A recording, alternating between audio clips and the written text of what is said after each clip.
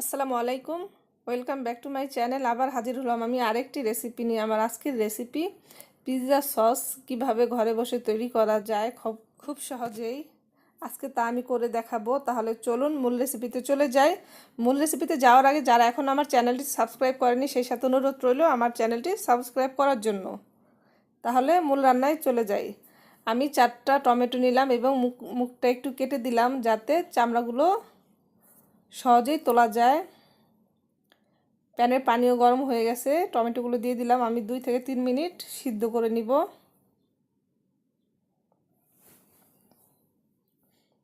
সিদ্ধ করা হয়ে গেছে, আমি এখন টমেটোগুলো তুলে নিলাম এবং খোসাগুলো ছাড়িয়ে নিব।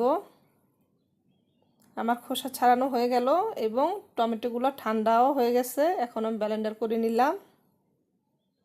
চুলায় প্যান বসায় দিলাম।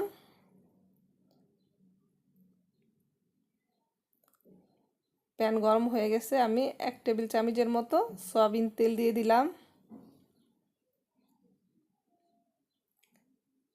মাঝারি সাইজের একটা পেঁয়াজ কুচি এবং 2 কোয়া রসুন কুচি। এখন এটা একটু ভেজে নিব।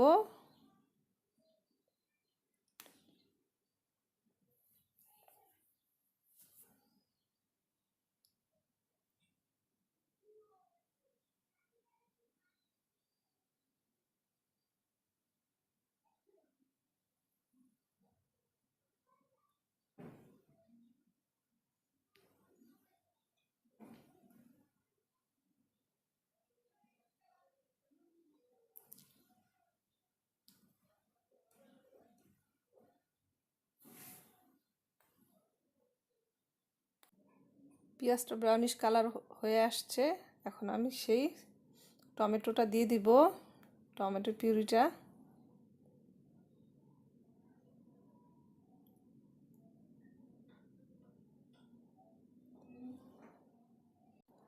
অরিগানো দিলাম 1/2 চামচ এবং লাল মরিচের গুঁড়ো আর চিলি ফ্লেক্স মিলিয়ে আমি 2টা 1 চামচের মতো দিলাম এবং স্বাদ মতো লবণ দিয়ে দিলাম। 1/2 চা চামচ বেসিল দিয়ে দিলাম। 1 চা চামচের মতো চিনি, 2 চামচ টমেটো কেচাপ। এখন দিয়ে ভালোভাবে 6-7 মিনিট জাল দিব। আমি ভালো করে নেড়ে মিক্সড করে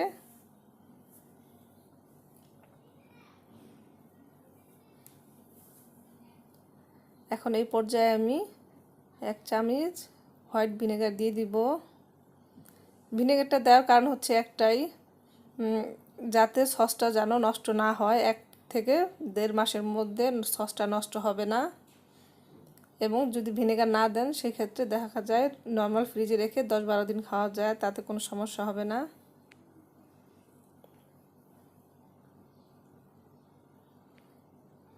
আমি প্রায় 6-7 মিনিট জাল দিলাম। এখন আমি এই পর্যায়ে সসটা নামিয়ে ফেলবো। আমার সসটা হয়ে গেছে, তৈরি হয়ে গেল আমার পিৎজা সস। যদি রেসিপিটি ভালো লেগে থাকে সেই সাথে অনুরোধ রইল আমার চ্যানেলটি সাবস্ক্রাইব করার জন্য এবং পাশে থাকা বেল আইকনটি বাজিয়ে রাখুন যাতে আমার প্রতিটি রেসিপির আপডেট আপনারা পেয়ে যান। আর ভালো লাগলে অবশ্যই আপনার ফ্রেন্ডসদের কাছে শেয়ার করে দিবেন। আজ এই পর্যন্তই, আবার নতুন কোনো রেসিপি নিয়ে হাজির হব। আল্লাহ হাফেজ।